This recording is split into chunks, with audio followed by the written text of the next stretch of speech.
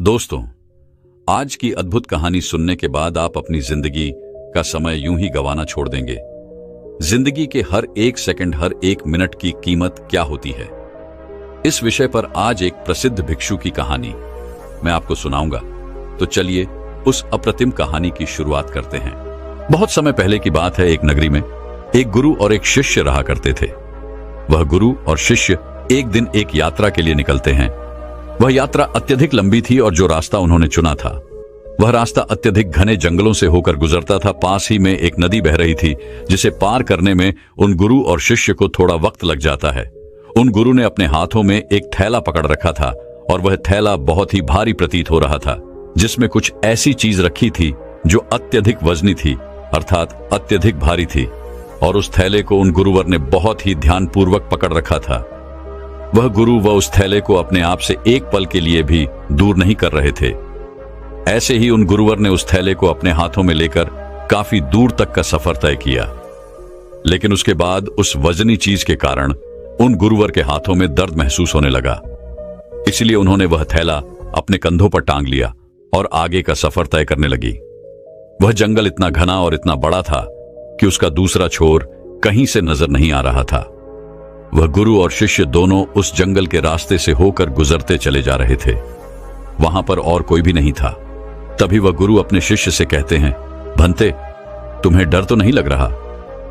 वह शिष्य अपने गुरु की यह बात सुनकर अत्यधिक हैरान हो जाता है और वह बड़ी हैरानी से अपने गुरुवर से कहता है गुरुवर, आप ये क्या कह रहे हैं? हम एक सन्यासी हैं, हमें किस बात का डर? आखिर आप ऐसा क्यों पूछ रहे हैं? पहले तो मैंने आपको यह कभी पूछते नहीं देखा। कहीं आप मेरी परीक्षा तो नहीं ले रहे? इस पर गुरुवर अपने उस शिष्य से कहते हैं, नहीं नहीं, मैं तो बस यह जानना चाहता था कि इतने घने जंगल में हम कब से चले जा रहे हैं।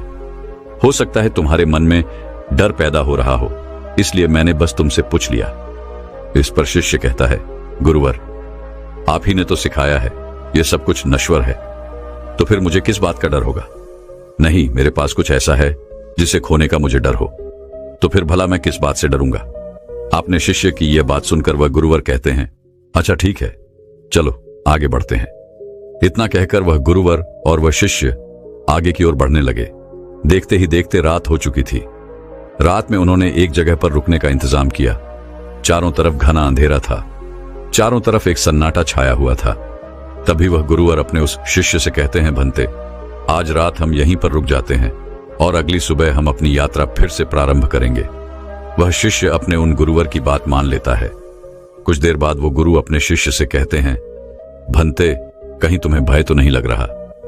यह बात सुनकर वह शिष्य एक बार फिर से अपने गुरुवर से कहता है गुरुवर, मुझे किस बात से डर लगेगा? मैंने कोई गलत कार्य नहीं किया और ना ही मेरे पास खोने के लिए कुछ है। आप मेरी चिंता ना करें, मुझे कोई डर नहीं लग रहा। आप चैन से सो जाएं। आखिर हम कल सुबह आगे की यात्रा भी तो पूरी करनी है। इतना कहकर वह गुरु और शिष्य दोनों सो जाते हैं। अगली सुबह सूरज निकलने से ठीक पहले वह दोनों उठकर अपनी यात्रा फिर से प्रारंभ करते हैं और अपने मार्ग में आगे की ओर बढ़ने लगते हैं। जैसे जैसे सुबह हो रही थी वैसे वैसे सूर्य की किरणें भी तेज और तीव्र होती जा रही थीं। लेकिन वह गुरु और शिष्य आगे की ओर बढ़ते चले जा रहे थे। देखते ही देखते दोपहर का वक्त हो चुका था और अब उन महात्मा को जोरों की प्यास लग चुकी थी। दोनों ने जैसे तैसे उस घने जंगल को पार किया और उसके बाद जो गांव पड़ता था उसमें जाकर कुछ देर के लिए विश्राम किया। तभी वह गुरु अपने शिष्य से कहते हैं, भंते, मुझे जोरों की प्यास लगी है, मेरे लिए पानी लेकर आओ। इस पर शिष्य दौड़ा दौड़ा गांव के कुएं के पास जाता है। वहां से पानी निकालकर वह अपने गुरुवर को देता है। पानी पीते वक्त वह गुरुवर अपने उस थैले को अपने उस शिष्य को थमा देते हैं। वह थैला अत्यधिक भारी था। शिष्य ने जब उसे अपने हाथों में लिया तो वह यह समझ चुका था कि यह गुरुवर पहले से ही अपने थैले में कुछ ऐसा लिए घूम रहे हैं जिनके कारण इनके मन में कुछ डर उत्पन्न हो रहा है। वह यह सोचने लगा कि उसके गुरुवर उससे कुछ न कुछ छुपा रहे हैं। जरूर कोई बात है। जब उसने उन गुरुवर के थैले में हाथ डाला तो उस थैले में उसे एक सोने की ईंट मिली। उसने सोने की ईंट को निकालकर बाहर फेंक दिया और उसमें पत्थर की एक ईंट भर दी। उन गुरुवर ने पानी पीने के बाद तुरंत ही उस थैले को फिर से अपने हाथों में ले लिया और अपने शिष्य से कहते हैं, जाओ तुम भी पानी पी लो, अब हमें आगे का सफर तय करना है। शिष्य भी पानी पीकर आता है और उसके बाद वे दोनों सफर में आगे की ओर बढ़ चलते हैं। तभी उन्हें एक व्यक्ति मिलता है और वह उन गुरु से कहता है गुरुवर, इस गांव में रहना ठीक नहीं है। इस गांव में अत्यधिक चोर रहते हैं और यहाँ पर बहुत चोरियां होती हैं। यहाँ पर अक्सर लोगों का सामान चोरी हो जाता है। ये सुनकर वह गुरुवर अत्यधिक घबरा जाते हैं और अपने शिष्य से कहते हैं, भंते हैं, हमें यहाँ से जल्दी जल्दी निकलना चाहिए। हमें अपने मार्ग में तेजी से आगे बढ़ना चाहिए। इस पर शिष्य अपने गुरुवर से कहता है गुरुवर, आप निश्चिंत तो हो जाइए। अब हमें किसी भी प्रकार का कोई खतरा नहीं है और ना ही अब आपको डरने की कोई आवश्यकता है। अपने शिष्य के मुख से यह बात सुनकर वह गुरुवर अपने शिष्य से कहते हैं, भंते, तुम इतने विश्वास के साथ ये कैसे कह सकते हो कि अब हमें डरने की कोई आवश्यकता नहीं। इस पर शिष्य अपने गुरु से कहता है गुरुवर, जिस सोने की ईंट के कारण आप घबरा रहे थे, जिसे आपने शुरू से लेकर अब तक ढोया था, जिसका वजन आप लेकर इधर उधर घूम रहे थे, उसे मैंने कब का फेंक दिया है। इसलिए वह खतरा अब टल चुका है। अब वह खतरा हमारा पीछा नहीं कर सकता। इसलिए आप निश्चिंत हो जाइए और अब आपको डरने की भी कोई आवश्यकता नहीं। अपने शिष्य की यह बात सुनकर वह गुरु अपने थैले में हाथ डालकर देखते हैं तो उन्हें एक साधारण सा पत्थर मिलता है। तब वह अपने शिष्य से कहते हैं, भंते, इसमें जो सोने की ईंट थी वह कहां गई? इस पर वह शिष्य कहता है गुरुवर, जो आपकी परेशानी का कारण बना हुआ था, जो आपकी डर का कारण बना हुआ था, मैंने उसे निकालकर फेंक दिया है और उसकी जगह पर यह पत्थर की ईंट मैंने आपके थैले में रख दी थी ताकि आपको इसके बारे में जानकारी ना हो सके। इस पर वह गुरु कहते हैं, अर्थात इतनी देर से मैं केवल एक पत्थर का बोझ धो रहा था, एक पत्थर को लिए घूम रहा था और अकारण ही परेशान हो रहा था, डर रहा था, घबरा रहा था। इस पर शिष्य कहता है गुरुवर, आप तो व्यर्थ ही चिंतित हो रहे थे। वह सोने की ईंट भी हमारे किस काम की? वह तो हमारे लिए नश्वर है, व्यर्थ है। हमारे लिए तो सब एक समान है। इस पर वह गुरु अपने उस शिष्य से कहते हैं, भंते, तुम सही कहते हो, मैं तुम्हारी बात समझ चुका हूं। तुमने एक शिष्य होकर मुझे इतनी अच्छी सीख दी है। मैं तुम्हारी समझदारी से अति प्रसन्न हूं। मुझे खुशी है कि तुम मेरे शिष्य हो। इस पर वह शिष्य कहता है गुरुवर, आप ही ने सिखाया था, भय जैसी कोई चीज नहीं होती। यह तो हमारी मान्यता है जिसे हम कई वर्षों से यूं ही मानते चले आ रहे हैं। लेकिन यदि हम ध्यान से वास्तविकता को देखेंगे तो सत्य का झात होगा कि ऐसा कुछ नहीं होता। यदि व्यक्ति के भीतर भय बसा हुआ है तो कोई भी चीज उसे डरा सकती है, और यदि व्यक्ति भीतर से कमजोर नहीं है, ताकतवर है, तो उसे कोई नहीं हरा सकता। जरूरत है तो खुद को यह बताने की कि हम जो कुछ भी सोच रहे हैं, हमारे भीतर जो कुछ भी चल रहा है, ये सब एक कल्पना है और कुछ नहीं, जिसे हम बेवजह ही कई वर्षों से ढो रहे हैं, इसका वजन संभाल रहे हैं। एक बार की बात है, एक बार एक गुरु अपने सभी शिष्यों को उपदेश दे रहे थे। तभी उन सभी शिष्यों में से एक शिष्य अपने गुरु से पूछता है गुरुदेव, क्या यह जरूरी है कि हम समय रहते अपने कार्य को पूरा कर लें? हम उसे बाद में भी तो कर सकते हैं, हम उसे बाद में क्यों नहीं कर सकते? इस पर वह गुरु अपने उस शिष्य से कहते हैं, भंते, समय के साथ अगर तुम हर कार्य को करते हो तो जीवन में तुम्हें उसका वैसा ही लाभ भी मिलेगा और तुम आगे की ओर बढ़ते चले जाओगे। आगे वह गुरुवर अपने उस शिष्य से कहते हैं, समय एक ऐसी चीज है जो कभी किसी के लिए नहीं रुकता, इसलिए समय के साथ अपने कार्य को पूरा कर लेना चाहिए। यदि तुम अपने कार्य को कल पर टालते हो तो क्या तुम जानते हो कल क्या होगा? क्या तुमने कल देखा है? यह कोई नहीं जानता। तुम्हारा आज तुम्हारे पास है, इसलिए इस पर ध्यान दो, क्योंकि यदि यह समय निकल गया तो फिर कभी यह वापस नहीं आएगा। इस पर वो शिष्य कहता है, पर गुरुवर, ऐसा क्यों होता है? हम उस कार्य को बाद भी क्यों नहीं कर सकते? इस पर गुरुवर अपने उस शिष्य से कहते हैं, क्योंकि हर कार्य को करने का एक निश्चित समय होता है। इसे और अच्छे से समझाने के लिए मैं तुम्हें एक कहानी सुनाता हूं। इस कहानी को ध्यानपूर्वक सुनना और समझने का प्रयास करना। एक समय की बात है, एक व्यक्ति था जिसका एक बेटा भी था और उसका बेटा बहुत आलसी था। वह कभी भी किसी कार्य को समय पर पूरा नहीं करता था। एक काम करता और उसके बाद वह भाग जाता और घर पर भी वह वापस नहीं आता। इसी तरह उसका कार्य अधूरा रह जाता। जब वह अगले दिन उस कार्य को पूरा करने जाता तो उसका काम और भी ज्यादा बढ़ जाता। वह किसी भी कार्य को मेहनत और लगन के साथ पूरा नहीं कर पाता था, और यह बात उसके पिता को बहुत अच्छे से पता थी कि उसका बेटा किसी भी कार्य को पूर्ण रूप से नहीं करता, ना ही किसी काम को सही ढंग से करता है। इस कारण वह व्यक्ति अत्यधिक चिंतित रहता। उसे यह समझ नहीं आ रहा था कि अपने बेटे को कैसे समझाए कि हर कार्य को उचित समय पर पूरा कर लेना चाहिए। देखते ही देखते समय बीत गया और वह व्यक्ति बूढ़ा हो चुका था। उसकी आय हो चुकी थी और अब उसे यह चिंता सताने लगी थी कि उसके बेटे को कौन संभालेगा, उसे कौन समझाए कि कैसे कोई कार्य सही समय पर और सही ढंग से करना चाहिए। एक दिन उसने यह तय किया कि वह अपने बेटे से इस विषय पर बात करेगा।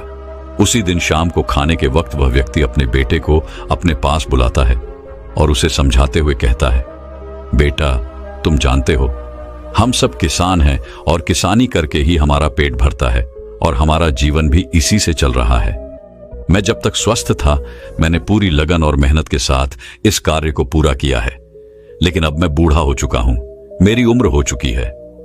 अब मैं तुम्हारा साथ नहीं दे सकता और न जाने कब अब मेरा अंतिम समय भी आ जाए। फिर मेरे बाद इस काम को कौन देखेगा, कौन तुम्हारे परिवार को खिलाएगा, उसका ध्यान रखेगा। इसलिए मैं चाहता हूं कि तुम अभी से अपनी जिम्मेदारियां समझ लो और मेरा सारा कार्यभार आज से तुम संभाल लो। उस व्यक्ति के मुख से ये सारी बातें सुनकर उनका बेटा थोड़ा भावुक हो जाता है। तभी आगे उसका पिता उससे कहता है, तुम्हें अब से अपनी हर जिम्मेदारी को समझना होगा, अपने कर्तव्यों का पालन करना होगा, हर काम को स्वयं से करना होगा, और यदि तुम अपने सभी कार्यों को समय पर पूरा कर लोगे तो निश्चित तौर पर तुम्हें सही और अच्छे फल भी मिलेंगे। इस पर वह लड़का थोड़ा सा क्रोधित होकर अपने पिता से कहता है, पिताजी, आप क्या कहना चाहते हैं? आपको क्या लगता है मैं अपना कोई कार्य पूरा नहीं करता? मैं खेत में जाता हूं, वहां रहता हूं, वहां की देखभाल करता हूं, घर के कामों के लिए भी जगह जगह जाता हूं, तो क्या ये सब कार्य नहीं है? क्या इन सबको कार्य नहीं कहते और क्या इन्हें मैंने बिना मन के ही पूरा किया है? इस पर उसके पिता कहते हैं, बेटा, मैं जानता हूं कि तुम रोज खेत जाते हो, लेकिन मुझे यह भी पता है कि तुम वहां जाकर एक पेड़ की छाया में सो जाते हो और अपना समय बर्बाद कर देते हो। मैंने खुद कई बार तुम्हें खेतों में सोते हुए देखा है और तुम कहते हो कि तुम घर के कामों के लिए बाजार जाते हो। मैंने तुम्हें कई बार बाजार के बहाने अपने मित्रों से मिलते हुए देखा है, उनसे घंटों बातें करते हुए देखा है, लेकिन तुम एक पल के लिए यह नहीं सोचते कि घर पर बूढ़े माँ बाप हैं, उनका भी तो ख्याल रखना आवश्यक है। अपने पिता के मुख से ये सारी बातें सुनकर वह लड़का शांत हो जाता है, क्योंकि उसके पास अब कहने के लिए कुछ नहीं बचा था। वह चुपचाप अपने पिता की बात सुनता है। उसके पिता आगे कहते हैं, अपना हर कार्य पूरे मन, लगन और ईमानदारी के साथ करना चाहिए, क्योंकि ऐसा न करके तुम किसी और को नहीं बल्कि खुद को ही धोखा दे रहे हो, जो तुम्हारे लिए आगे बढ़कर बड़ी समस्या बन जाएगी, और तब ना तो तुम्हें कोई समझाने वाला होगा और ना ही तुम्हारा कोई साथ देने वाला होगा। कल को यदि हम ना रहे तो तुम क्या करोगे? इसलिए समय रहते अपने कार्यों को संभाल लो और ईमानदारी और मेहनत के साथ अपना कार्य पूरा करो। मेरा काम तुम्हें केवल मार्ग दिखाना है और मैं तुम्हें केवल मार्ग ही दिखा सकता हूं। उस पर तुम्हें खुद ही चलना होगा, उसका अनुभव तुम्हें खुद ही प्राप्त करना होगा, और यह सब तुम पर निर्भर करता है। यदि तुम मन, लगन और ईमानदारी के साथ अपना कार्य करोगे तो तुम्हारा मन हमेशा प्रसन्न रहेगा, तुम हमेशा खुश रहोगे, क्योंकि तुमने अपने कार्य में अपना 100% दिया है। इसलिए तुम समय के साथ आगे भी बढ़ते चले जाओगे, और यदि तुम समय बर्बाद करोगे तो समय भी तुम्हें एक दिन अवश्य बर्बाद कर देगा, क्योंकि समय किसी का इंतजार नहीं करता। इसलिए अपनी गलतियों को समझो, उन्हें सुधारो, अभी भी समय है। इतना कहकर उस लड़के के पिता वहां से चले गए और वह लड़का भी अपने कमरे में सोने चला गया। लेकिन अब भी वह लड़का अपने पिता की बातों पर ध्यान नहीं देता। ऐसे ही कुछ दिन और बीत गए। कुछ दिनों के बाद उसके माता पिता की तबीयत अचानक खराब हो गई और उनकी अचानक मृत्यु हो गई। माता पिता के जाने के बाद वह पूरी तरह से अकेला हो चुका था। अब उसके साथ कोई नहीं था, उसका किसी चीज में मन नहीं लगता। वो रात रात तक जागता रहता, सोचता रहता कि उसने क्यों अपने पिता की बातें नहीं मानी। यदि उसने अपने पिता की बात मान ली होती तो आज वह हर कार्य को पूरे मन लगन और ईमानदारी के साथ कर पाता। लेकिन जब भी वह कोई कार्य करने जाता तो उसे कुछ आता ही नहीं था, क्योंकि उसने तो कभी ठीक ढंग से काम किया ही नहीं था। इस कारण उसे कुछ भी झांत नहीं था, उसने कुछ सीखा ही नहीं था। देखते ही देखते ऐसे ही समय बीत रहा था और वह जिन मित्रों के साथ घूमा करता, बातें किया करता, वह भी अब धीरे धीरे कामों पर जाने लगे थे और किसी के पास एक दूसरे के लिए इतना समय भी नहीं था कि वो एक दूसरे के साथ बैठकर बातें कर सके। समय बिता, वो जब एक साथ मिलकर बातें करते तो वे सभी केवल अपने कामों की ही बात किया करते थे। लेकिन वहां पर यह लड़का बिल्कुल चुपचाप रहता, क्योंकि इसने अपने जीवन में कुछ नहीं किया था, जिस कारण ये वहां से क्रोधित होकर वापस चला जाता है और अब उसे पछतावा होता है कि उसने अपने जीवन में कुछ नहीं किया, जबकि उसके सारे मित्र धीरे धीरे आगे बढ़ रहे हैं। वह अपने जीवन में कुछ अलग कर रहे हैं और वह अब भी वहीं का वहीं है। उसने तय किया कि अब से वह खेतों में खूब मेहनत करेगा, जैसा उसके पिता ने कहा था। पूरी लगन और मेहनत के साथ वह अपने कार्य को पूरा करेगा। अगले दिन से उसने खेतों में जाना शुरू किया और अपने कार्य को करने का प्रयास किया। लेकिन उसने तो पहले कभी किसी कार्य को किया ही नहीं था, जिस कारण उसे यह समझ नहीं आ रहा था कि वह क्या करे, कैसे करे, जिस कारण निराश होकर वो वापस घर लौट जाता है और रात के बाद वो अपने मित्रों के बारे में सोचता है कि सब कुछ काम कर रहे हैं, कुछ अलग कर रहे हैं, वे सब आगे बढ़ रहे हैं और मैं अकेला हूं। मेरा साथ देने वाला कोई नहीं है। मैंने अपने जीवन में कुछ नहीं कर पाया। यदि मैंने अपने पिता की बात मान ली होती तो आज मैं भी अपने जीवन में कुछ कर रहा होता। यह सोचकर वह अपने पिता को याद करने लगा और फूट फूट कर रोने लगा। उसने अपने पिता की एक भी बातों पर अमल नहीं किया था और यही वजह थी कि आज वह बहुत चिंतित था, बहुत परेशान था और उसका साथ देने वाला भी कोई नहीं था। वह रात रात भर यूं ही सोचा करता, परेशान रहता, चिंतित रहता और जब सुबह होती तो वह खेतों में जाकर मेहनत करने का प्रयास करता, लेकिन उसे कुछ समझ ही नहीं आ रहा था। एक दिन वह अपने घर पर बैठकर इसी चिंता में डूबा हुआ था। तभी उसे ख्याल आया कि इतना सोचने और परेशान होने से कुछ नहीं होगा। अभी इतनी देर नहीं हुई है, मैं जरूर कुछ कर सकता हूं। मुझे अपने पिता की बातों का पालन करना होगा। मैं जो गलती कर चुका हूं उसे मुझे सुधारना होगा, आगे बढ़ना होगा। उस दिन वह यह तय करता है कि यदि मैंने अब तक कुछ नहीं किया, लेकिन अब मैं अवश्य कर सकता हूं। मैंने अब तक किसी की नहीं सुनी, लेकिन अब मैं दूसरों की बात जरूर सुनूंगा और खूब मन लगाकर मेहनत करूंगा। उसने अगले दिन सुबह से ही अपने खेत पर जाना शुरू किया और अपने आस पड़ोस के लोगों से खेती के बारे में जानकारी इकट्ठा की और जैसा जैसा उसे बताया गया था उसने ठीक वैसा ही किया। उसने खूब मेहनत की। उसने अपने कामों पर ध्यान देना शुरू कर दिया। जो काम उसे नहीं आता था वह उससे किसी से पूछ लेता था और फिर उस पर कार्य करता था। धीरे धीरे उसने मेहनत की महत्वता को समझ लिया था, समय की महत्वता को समझ लिया था। वह धीरे धीरे मेहनत और लगन के साथ अपने कार्य को पूरा करने लगा और ईमानदारी के साथ वह आगे भी बढ़ने लगा। इतना कहकर उन गुरुवर ने इस कहानी को यहीं पर समाप्त कर दिया और आगे अपने उस शिष्य से कहते हैं, भंते, यदि उस लड़के ने सही समय रहते ही अपने पिता की बात माननी होती तो वह पहले ही अपने जीवन में आगे बढ़ चुका होता। उसके लिए तरह तरह के दरवाजे खुल चुके होते। लेकिन जब वह पूरी तरह से टूट गया, हार गया, अपने पिता की बात याद आने पर जब उसे पछतावा हुआ, तब उसे यह एहसास हुआ कि उसने गलती की है और उसे सुधारना चाहिए। यदि उसने समय रहते ही जिम्मेदारियों को समझ लिया होता और ईमानदारी से अपना कार्य किया होता तो उसके लिए भी सब कुछ आसान होता और वह भी अपने जीवन में बहुत आगे बढ़ चुका होता। उन गुरुवर के मुख से यह कहानी सुनकर उस शिष्य को सारी बातें अच्छी तरह समझ में आ चुकी थी। वह शिष्य कहता है गुरुवर, आप सही कहते हैं। जीवन में हर चीज का एक सही समय होता है। हमें समय के अनुसार सब कार्य पूर्ण कर लेने चाहिए, अन्यथा अंत में केवल दुख और पछतावा ही बचता है। आगे वह गुरुवर अपने उस शिष्य से कहते हैं, हमेशा ध्यान रखना, व्यक्ति को सदैव अपने काम के प्रति जिम्मेदारी से अपने कार्य को पूरा करना चाहिए। अपने कार्य के प्रति ईमानदार होना चाहिए, तभी वह जीवन में आगे बढ़ सकता है। अन्यथा इतना कहकर वह गुरु शांत हो गए और वह शिष्य भी अपने और गुरु को प्रणाम करके वापस बैठ गया। तो दर्शकों, चलिए अब जिंदगी से दुखों को पूरी तरह से खत्म कैसे किया जा सकता है, इस विषय पर अगली कहानी की शुरुआत करते हैं। दोस्तों, महात्मा बुद्ध कहते हैं दुख है, और यह सत्य है, हमारे दुख का कारण भी है, यह भी सत्य है, और उसका निवारण भी है, यह भी सत्य है। समस्या है तो उसका समाधान भी है, परंतु हमें हमारे जीवन में केवल दुख और समस्याएं ही दिखाई देती हैं।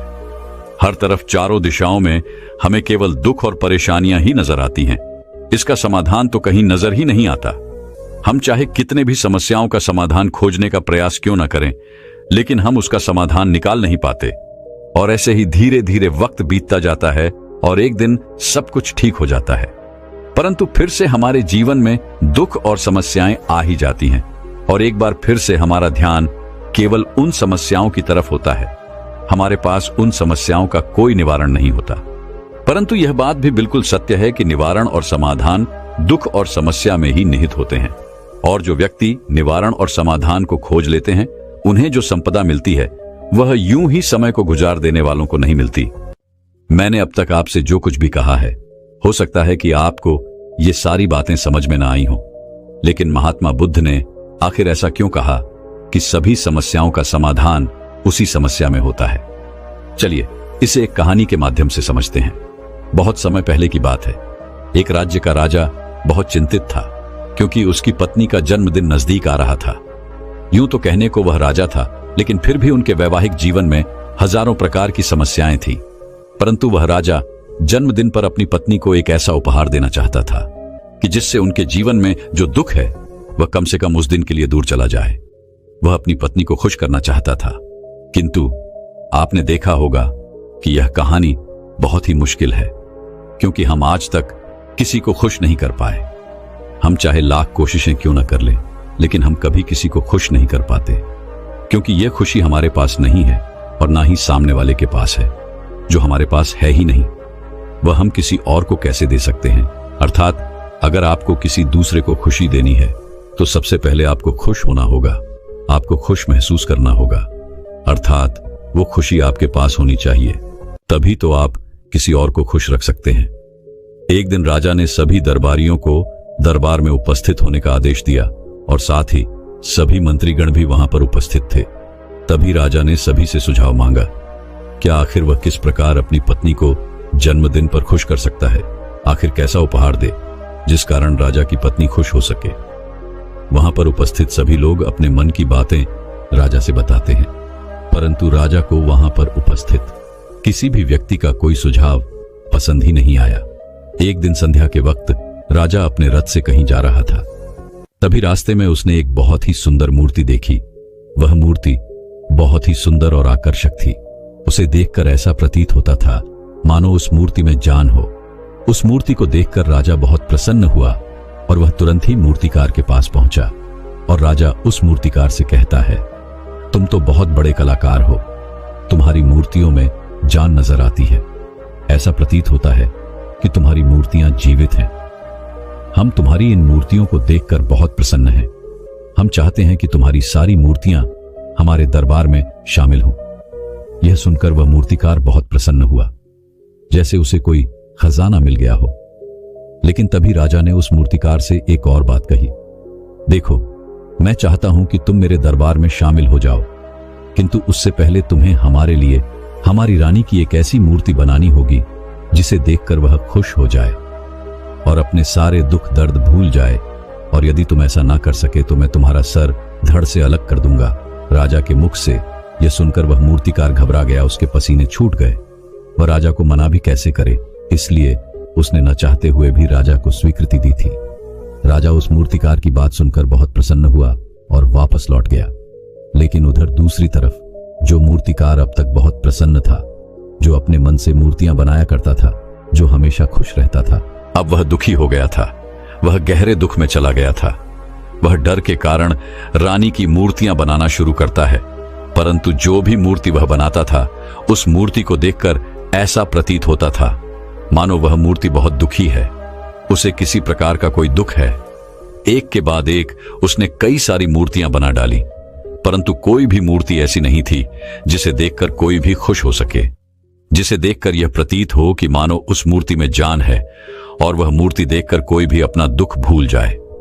और ये इस कारण हो रहा था क्योंकि वो मूर्तिकार भीतर से बहुत दुखी था, जो उसकी मूर्तियों के रूप में स्पष्ट नजर आ रहा था। राजा ने उस मूर्तिकार को 1 सप्ताह का समय दिया था, किंतु 4 दिन तो उसने यूं ही बर्बाद कर दिए। अब उसके पास केवल 3 दिन का ही समय बचा था, जिसके बारे में सोच सोचकर उस मूर्तिकार का गला सूखा जा रहा था। डर के कारण अब उसके हाथ पैर भी काम करना बंद कर चुके थे। उसके हाथ से हथौड़ी और छीनी तक नहीं चल रही थी और उसे अपना भविष्य नजर आ रहा था। उसे नजर आ रहा था कि वह राजा उसे मृत दंड दे रहा है। उसके बाद उसके परिवार का क्या होगा, उसके परिवार को कौन संभालेगा, यह सोच सोचकर उस मूर्तिकार का मन बैठा जा रहा था। तभी उसने एक योजना बनाई। वह अपने परिवार को साथ लेकर रात ही में गांव छोड़कर चला जाएगा। यह सोचकर वह तुरंत घर लौटा। उसने सारा सामान बांधा, अपनी पत्नी और अपने बच्चों को भी तैयार किया। ऐसे ही घर से निकलने वाला था कि तभी उसने देखा कि राजा के सिपाही वहां पर तैनात थे। यह देखकर वह मूर्तिकार और भी घबरा गया। वह समझ नहीं पा रहा था कि क्या करें। यदि वो यहां से भागने की कोशिश करता है और पकड़ा जाता है तो राजा उसके साथ साथ उसके परिवार को भी मृत्यु दंड दे देंगे। वह कुछ समझ नहीं पा रहा था। तभी वह जमीन पर बैठ गया और रोने लगा और अपनी पत्नी से कहता है, अब से तुम्हें ही बच्चों का ख्याल रखना होगा। मेरा और तुम्हारा साथ यहीं तक था, क्योंकि राजा ने जिस प्रकार की मूर्ति का मुझे आदेश दिया है, मैं उस प्रकार की मूर्ति नहीं बना पा रहा, जिस कारण राजा मुझे मृत दंड दे देंगे। वह मेरा सर धड़ से अलग कर देंगे और उसके बाद तो तुम्हें मेरे बच्चों का ख्याल रखना होगा। इतना कहकर वह जोर जोर से फूट फूट कर रोने लगा। देखते ही देखते रात बीत गई और अगले दिन सुबह सुबह उस मूर्तिकार के दरवाजे पर एक गुरु दीक्षा मांगने आए। मूर्तिकार ने उन्हें भिक्षा लाकर दी। फिर तो मूर्तिकार बहुत परेशान लग रहा था, जिसे देखकर वह गुरु व उस मूर्तिकार से कहते हैं, बेटा, हमारे जीवन में दुख और सुख तो आते ही रहते हैं। हमारे जीवन में दुख और समस्याएं तो होती ही हैं, किंतु इन सभी दुख और समस्याओं का समाधान और निवारण भी होता है, परंतु हम केवल दुख और समस्याएं ही देखते हैं। उन दुख और समस्याओं के छिपे निवारण और समाधान को हम कभी नहीं देख पाते। यदि तुम ध्यान से देखोगे तो हर समस्या का समाधान है और हर दुख का निवारण भी है। मैं ये अच्छी तरह जानता हूं कि तुम यहां से अपनी पत्नी और बच्चों को लेकर भाग जाना चाहते थे, किंतु ऐसा हो नहीं सका। उस मूर्तिकार ने जब उन गुरु के मुख से यह बात सुनी तो वह उनके चरणों में जा गिरा और हाथ जोड़कर उन गुरु से कहता है, हे गुरुवर, आप ही बताइए मैं क्या करूं। राजा ने मुझे मूर्ति बनाने का आदेश दिया है, किंतु मैं चाहकर भी वह मूर्ति नहीं बना पा रहा, और यदि वह मैंने मूर्ति नहीं बनाई तो राजा मुझे मृत दंड दे देंगे और उसके बाद मेरे परिवार का क्या होगा, उनका ख्याल कौन रखेगा।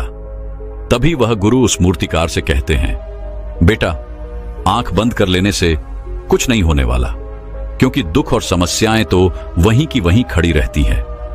ध्यान देने और कर्म करने से सब कुछ बदल जाता है। यदि तुम केवल आंखें बंद करके यह सोचोगे कि तुम्हारी समस्याएं चली जाएंगी तो ऐसा कभी नहीं होगा। इतना कहकर उन गुरुओं ने उस मूर्तिकार के कानों में कुछ कहा और उसके बाद वो वहां से चले गए। उनको रुके। वहां से चले जाने के बाद वह मूर्तिकार महल गया, जिसे देखकर राजा उस मूर्तिकार से कहता है, लगता है तुमने समय से पहले ही एक अद्भुत मूर्ति तैयार कर ली है।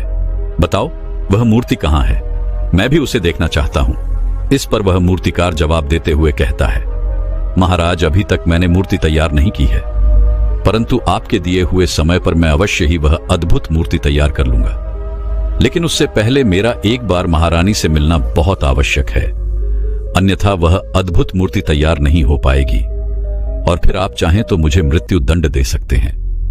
राजा ने उस मूर्तिकार की सारी बातें ध्यानपूर्वक सुनी और उसके बाद राजा ने मूर्तिकार को महारानी से मिलवाया। मूर्तिकार महारानी से मिलने के बाद महारानी से प्रश्न करते हुए कहता है, महारानी जी, किसी भी औरत के जीवन का सबसे बड़ा दुख क्या हो सकता है। इस पर महारानी जवाब देते हुए उस मूर्तिकार से कहती हैं, किसी औरत का मानव बन पाना उसका सबसे बड़ा दुख है। तभी वह मूर्तिकार महारानी से एक और प्रश्न करते हुए कहता है, महारानी जी, किसी औरत के जीवन का सबसे बड़ा सुख क्या है। महारानी उस मूर्तिकार के इस प्रश्न का जवाब देते हुए कहती हैं, किसी भी औरत के जीवन का सबसे बड़ा सुख उसके पति और उसके बच्चों का उसके पास होना है। महारानी के मुख से अपने प्रश्नों का जवाब जानकर मूर्तिकार बहुत प्रसन्न हुआ और उनसे आज्ञा लेकर वह वापस अपने घर लौट आया और अब से रात दिन उस मूर्ति पर काम करने लगा। देखते ही देखते पूरे 3 दिन पूरे हो गए। आखिरकार रानी के जन्म दिवस वाले दिन वह मूर्तिकार उस मूर्ति को लेकर राजमहल पहुंचता है। लेकिन अब राजा के मन में यह बेचैनी थी कि पता नहीं उस मूर्तिकार ने आखिर कैसी मूर्ति बनाई होगी, पता नहीं वह मूर्ति महारानी को पसंद आएगी भी या नहीं। इस प्रकार के कई प्रश्न राजा के मन में चल रहे थे। राजा के मन की बेचैनी लगातार बढ़ती ही, लेकिन उधर दूसरी तरफ राजा को उस मूर्तिकार पर पूर्ण विश्वास भी था, क्योंकि राजा ने पहले ही उस मूर्तिकार के हाथों की कला देखी हुई थी। इसलिए एक तरफ उनके मन में यह भी विचार चल रहे थे कि उस मूर्तिकार ने जरूर ही अद्भुत मूर्ति बनाई होगी। वह मूर्ति सफेद कपड़ों से ढकी हुई थी। तभी राजा ने उस मूर्ति की ओर इशारा करते हुए रानी से कहा, यह आपका जन्मदिवस का तोहफा है, इसे कबूल करें।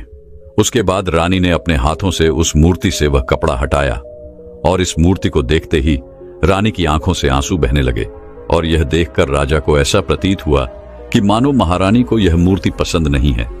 इसलिए राजा ने तुरंत ही क्रोधित होकर अपने सिपाहियों को आदेश दिया और उस मूर्तिकार को बंदी बनवा लिया। लेकिन तभी महारानी राजा से कहती हैं, रुकिए, इस मूर्तिकार ने तो मेरा दुख और सुख एक ही मूर्ति में निकाल दिया है। इस मूर्ति में मेरे पति मेरे साथ है और मेरे हाथ में मेरा बच्चा है। इससे सुंदर मूर्ति मैंने आज तक नहीं देखी। यह बहुत ही लाजवाब है, अद्भुत है। इससे सुंदर तोहफा मेरे लिए और कोई नहीं हो सकता। काश ऐसा मेरे जीवन में वास्तव में हो जाए कि मेरे पति भी मेरे साथ हो और मेरे हाथों में मेरा बच्चा हो। महारानी की ये सारी बातें सुनकर और इस मूर्ति को देखकर राजा को अपनी गलती का एहसास हुआ।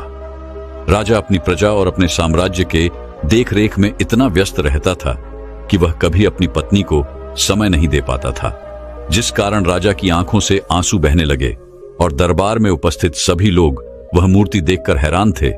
आज तक किसी ने भी ऐसी सुंदरता और जीवित मूर्ति नहीं देखी थी जिसमें सुख और दुख एक साथ नजर आ रहे हों।